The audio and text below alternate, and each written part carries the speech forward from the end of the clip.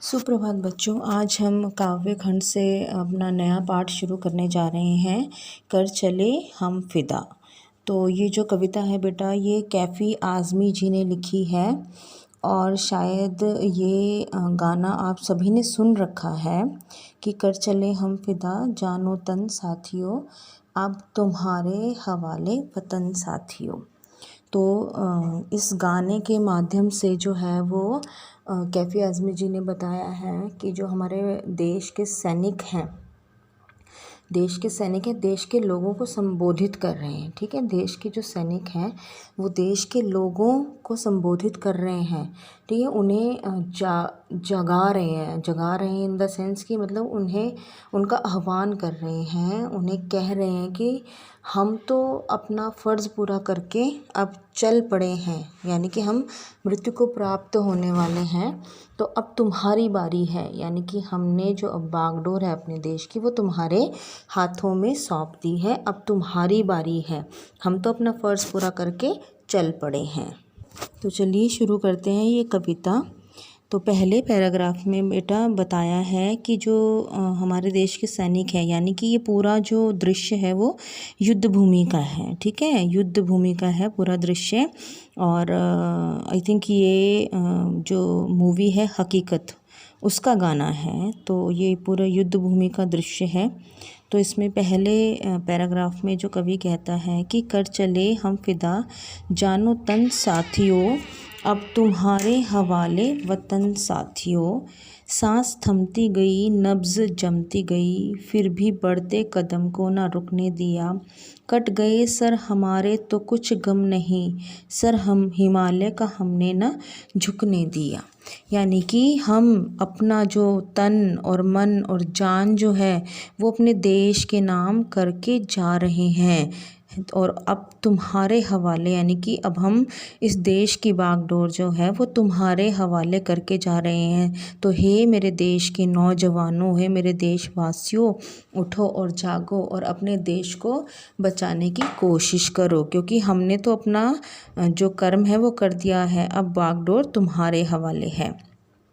सांस थमती गई, नब्ज़ जमती गई, फिर भी बढ़ते कदम को ना रुकने दिया। तो इस लाइन के माध्यम से कवि कहता है कि सांसें जो हैं, यानी कि हम अपनी अंतिम सांसें ले रहे हैं, और जो हमारी नब्ज़ है, यानी कि जो हमारी पल्स है वो भी जो है धीरे धीरे जम गई है। तो आई थिंक ये जो सीन है बेटा, मुझे लगता है ये 1962 की लड़ाई है शायद से, चाइना बॉर्डर, इंडिया और चाइना बॉर्डर की है आई थिंक ये। तो उस समय की बात है। तो उस समय जो सैनिक है वो कहते हैं कि हमारी जो सांसें हैं वो थम रही हैं, यानी कि धीरे धीरे हम मृत्यु के निकट जा रहे हैं। नब्ज़ जो है वो जमती गई, और जो वहाँ का माहौल है वो बहुत ठंडा है, बहुत ज़्यादा ठंडा है। तो जो नब्ज़ है वो हमारी जम रही है, यानी कि नब्ज़ भी नहीं मिल रही है। फिर भी हमने अपने कदमों को रुकने नहीं दिया, फिर भी हम अपनी आखिरी सांस तक मतलब लड़ते जा रहे हैं। अगर हमारे सर कट गए हैं तो हमें इस चीज़ का दुख नहीं है।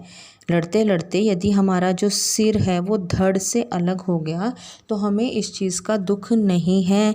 पर हमने जो अपना हिमालय पर्वत है, या जो हिमालय जहाँ हमारा तिरंगा लहरा रहा है, उसे झुकने नहीं दिया। इस चीज़ का हमें गर्व है कि हमने हिमालय का सर जो है वो झुकने नहीं दिया है। मरते मरते रहा बांकपन साथियों, अब तुम्हारे हवाले वतन साथियों। यानी कि हम बिल्कुल मरने के कगार पे खड़े हैं, और फिर भी हमारे अंदर जो है वो उत्साह बना हुआ है। बांकपन यानी कि बलिदान होने का उत्साह जो है वो बना हुआ है, और हम सोच रहे हैं कि मरते मरते भी हम एक दो दुश्मन को मार गिरा दें। ठीक है, तो इतना उनके अंदर उत्साह है लड़ते लड़ते। फिर वो कहते हैं कि अब तुम्हारे हवाले हम इस वतन को करके जा रहे हैं, अब तुम्हारे हाथों में इस देश की बागडोर है, तो उठो और अपने देश को बचा लो। दूसरे पैरा में बेटा यहाँ पे जो कवि है वो कहता है कि ज़िंदा रहने के मौसम बहुत हैं, मगर जान देने की रुत रोज़ आती नहीं। यानी कि ज़िंदगी जीने के तो हमें बहुत सारे मौके मिल जाते हैं। ठीक है, ज़िंदा रहने के हमें बहुत सारे मौके मिल जाते हैं, बहुत से मौसम आते हैं जहाँ हम अपनी ज़िंदगी को जीते हैं पूरा। लेकिन जान देने का मौसम जो है, या जान देने का जो मौका है, रुत यानी कि मौसम, जान देने का जो मौसम है वो बड़े भाग्य से मिलता है, वो रोज़ रोज़ नहीं मिलता, वो कभी कभी मिलता है, और ख़ासकर अपने देश के लिए जान देना। तो जो जान देने का मौसम है या जान देने की जो रुत है बेटा, वो कभी कभी मिलती है। हुस्न और इश्क दोनों को रुसवा करे वो जवानी जो खून में नहाती नहीं। ठीक है, तो यहाँ जो है सैनिक हैं वो देश के नौजवानों को कह रहे हैं कि भाई अगर तुम इतने तंदुरुस्त हो, स्वस्थ हो, और यदि तुम देश के काम ना आ सके, यानी कि जो तुम्हारी जवानी है वो खून में जब तक लथपथ नहीं होती, खून में नहीं नहाती है, तो तब तक समझ लो तुम्हारा जीवन व्यर्थ है। और तुमने हुस्न यानी कि सुंदरता और इश्क यानी कि प्रेम, तो तुमने इस धरती की सुंदरता और प्रेम को बदनाम कर दिया। रुस्वा करना यानी कि बदनाम कर दिया। यदि तुम्हारी जवानी खून में नहीं नहा रही है, ठीक है, खून में लथपथ नहीं हो रही है, तो समझ लो तुमने इस धरती की सुंदरता को और उसके प्रति प्रेम को जो बदनाम किया है, और तुम देश के काम नहीं आ रहे हो। तो इसमें अगली पंक्ति में कहता है कि आज धरती बनी है दुल्हन साथियों, यानी कि आज जो हमारी धरती है वो दुल्हन की तरह बनी हुई है। ठीक है, जैसे कि नई नवेली दुल्हन को सबकी बुरी नज़र से बचाते हैं ना, तो इसी प्रकार अपनी धरती को भी हमने दुश्मनों की बुरी नज़र से बचाना है। और अब हम तो चल पड़े हैं अपना काम करके, अब हम जो देश की बागडोर है वो तुम्हारे हवाले करके जा रहे हैं। तो हे साथियों, उठो और अपने कर्तव्य को पूरा करो। फिर है बेटा अगला पैरा, राह कुर्बानियों की न वीरान हो, तुम सजाते ही रहना नए काफिले, फतेह का जश्न इस जश्न के बाद है, ज़िंदगी मौत से मिल रही है गले। यानी कि राह कुर्बानियों की वीरान ना हो, यानी कि हम तो अब अपना काम करके जा रहे हैं, मतलब ठीक है, लेकिन हमारे बाद भी कुछ लोग होने चाहिए यहाँ पर। यानी कि जब इस देश पर दुश्मनों का हमला हो रहा है, दुश्मन ने हमें ललकार रखा है, तो जो जवान जो हैं वो वीरगति को प्राप्त हो रहे हैं, तो उनकी जगह पर नए जत्थे यानी कि नए ग्रुप, नए काफिले जवानों के आते रहने चाहिए। ये जो कुर्बानियों का रास्ता है, कुर्बानियों की राह है, ये खाली नहीं रहनी चाहिए कि अगर एक शहीद हो गया तो उसकी जगह फटाफट दूसरा जवान खड़ा हो जाए। ठीक है, तो वो हमें कह रहा है, जो कवि है, जो सैनिक हैं हमारे देश के, वो हम आम आदमी को कह रहे हैं कि भाई हम तो जो है अपने आप को कुर्बान कर चुके हैं, परंतु इस कुर्बानी के रास्ते को सूना खाली मत होने देना, और हमारे जाने के बाद तुरंत एक काफिला और आ जाना चाहिए, एक जत्था और आ जाना चाहिए यहाँ पर दुश्मनों से लड़ने के लिए। फिर है फतेह का जश्न इस जश्न के बाद है। फतेह यानी कि जीत। ठीक है, हम तो यहाँ इस लाइन में जो है बेटा, इस पंक्ति में कवि कहता है कि फतेह का जश्न इस जश्न के बाद, यानी कि इस जश्न यहाँ पर कहने का मतलब है कि बलिदान होने की खुशी।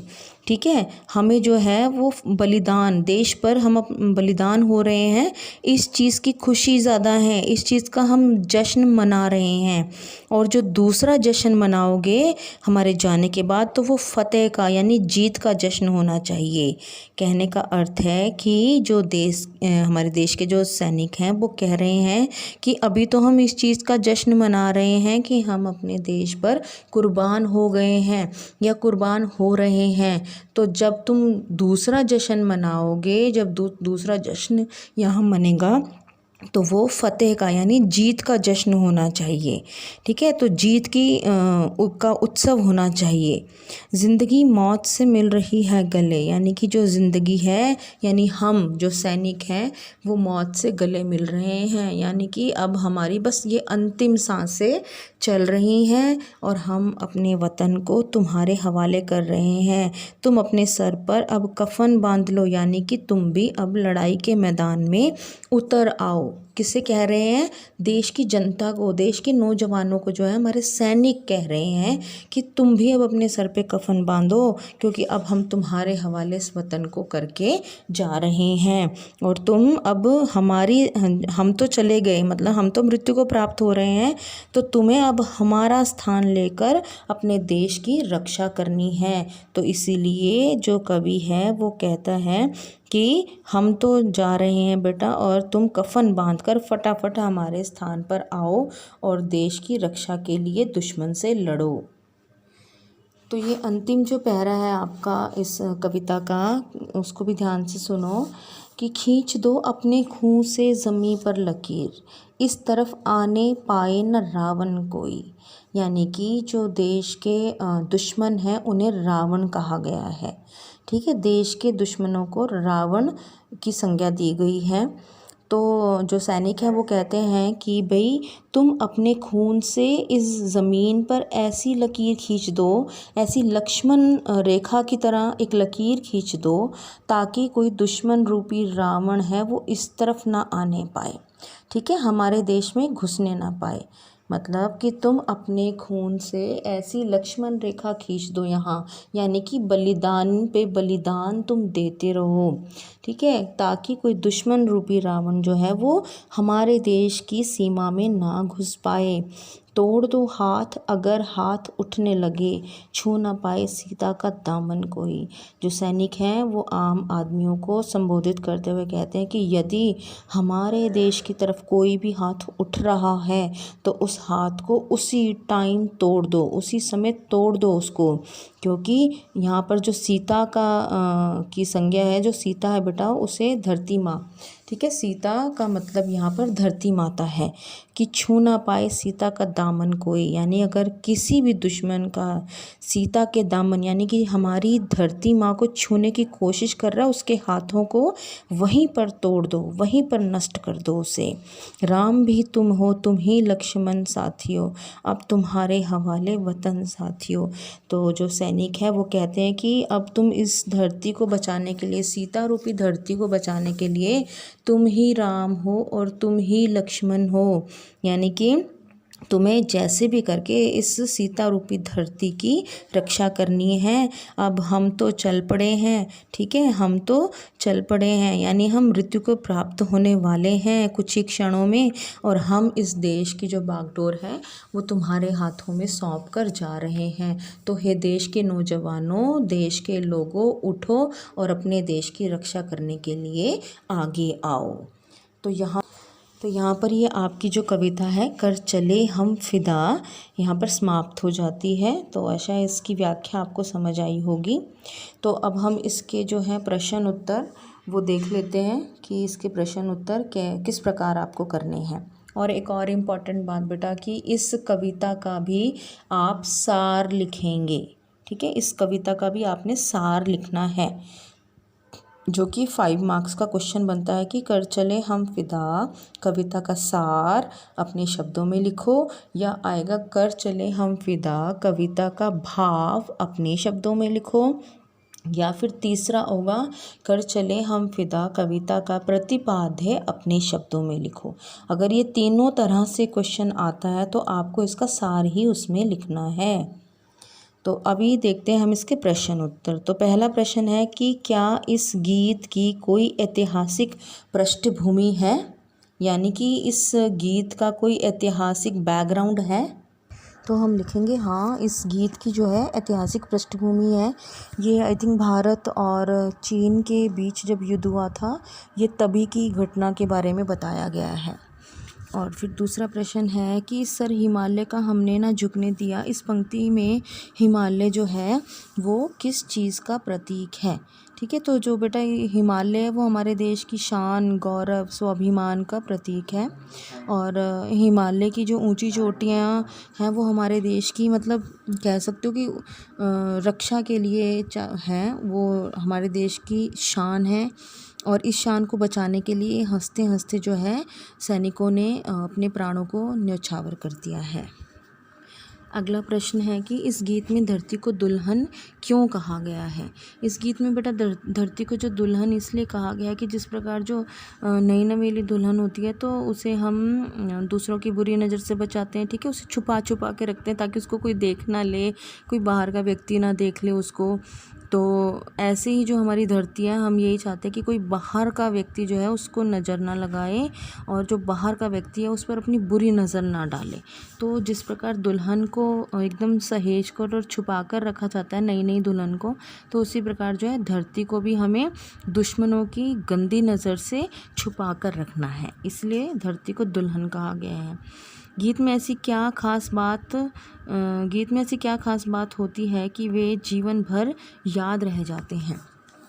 तो गीत में बेटा क्या खास बात होती है। गीत में कुछ शब्द या कुछ लाइनें ऐसी होती हैं जो हमारे दिल को छू जाती हैं, ठीक है, और हम चाहकर भी उसे अपने मन से और अपने दिल से निकाल नहीं सकते हैं। तो ऐसे बहुत सारे गीत होते हैं जो हमको मतलब सालों साल याद रहते हैं। उनके कुछ गीतों का जो अर्थ है वो बहुत अच्छा होता है, या कुछ गीतों के अंदर जो शब्द होते हैं वो बहुत अच्छे होते हैं। तो इसलिए गीत ऐसी चीज़ है कि जो हमारे दिमाग से निकलता नहीं है। अगर हमें पसंद आ गया तो वो हमारे दिमाग से नहीं निकल सकता। तो इसीलिए गीत जो है वो जीवन भर याद रहते हैं। कवि ने संबोधन का प्रयोग किसके लिए किया है। जो कवि है, साथियों जो शब्द है वो हमारे देश के जो नौजवान हैं, ठीक है, हमारे देश के जो नौजवान हैं जो कि हमारे देश की रक्षा के लिए सुटेबल है, या हमारे देश की रक्षा के लिए जो जा सकते हैं, ये साथियों उनके लिए कहा गया है। कवि ने इस कविता में किस काफिले को आगे बढ़ते रहने की बात कही है। तो अभी हमने इसमें जैसे पढ़ा था कि कवि ने कहा है कि जो काफिला, यानी कि जब हम तो कुर्बानियों की राह पर चल रहे हैं, ठीक है, और हम मृत्यु को प्राप्त हो जाएंगे जब, तो ये जो कुर्बानी की राह है ये खाली नहीं होनी चाहिए। यहाँ नया काफिला यानी कि नया जत्था, यानी कि नए लोग, नए जवान, नया ग्रुप एक हमारे स्थान पर तुरंत यहाँ आ जाना चाहिए अपने देश की रक्षा के लिए। तो काफ़िले का अर्थ है कि हमारे काफ़िले के जाने के बाद एक नया काफ़िला तुरंत यहाँ पर आ जाना चाहिए, यानी कि हमारे देश के नौजवान। इस गीत में सर पर कफन बांधना किस और संकेत करता है। सर पर कफन बांधना यानी कि मौत से नहीं डरना और मौत से सामने की टक्कर लेना एकदम, कि सर पे कफन बांध लो कि अब पता नहीं आगे क्या होने वाला, हो सकता है हम जी भी जाएं और हो सकता है हम मर भी जाएं। तो इस चीज़ की चिंता अपने मन से निकाल दो। जब हम कहते हैं ना कि सर पे कफन बांध के चला, तो यानी कि उसके अंदर से मरने का डर जो है, मरने का भय जो है वो निकल जाता है। तो इसीलिए मरने का जो डर है उसे छोड़कर सर पे कफन बांधा हुआ है जिसने, उसके अंदर मरने का डर नहीं है, और वो तभी तो फिर दुश्मनों से टक्कर लेगा, तभी तो अपने देश की रक्षा करेगा। फिर आता है कि इस कविता का प्रतिपाद्य अपने शब्दों में लिखो। तो यहाँ बेटा आपको इस कविता का पूरा सार लिखना है, पहली लाइन से लेकर आखिरी लाइन तक। जितना भी अभी हमने पढ़ा है या आपने सुना है, वो सारी की सारी लाइनें आप इस सार में लिखेंगे। फिर है प्रश्न नंबर ख, भाव स्पष्ट कीजिए। तो अभी हमने, अगर हम इसका सार लिख रहे हैं तो हमें ये प्रश्न नंबर 2 जो है वो करने की ज़रूरत नहीं है। तो बस इसके आपके पास ये 8 ही क्वेश्चन हैं, तो ये पूरे 8 क्वेश्चन आप अपनी नोटबुक में करेंगे, ठीक है। 7 क्वेश्चन है और 8वां सार है, तो ये आपने अपनी नोटबुक में करना है, ठीक है बेटा। ओके, धन्यवाद।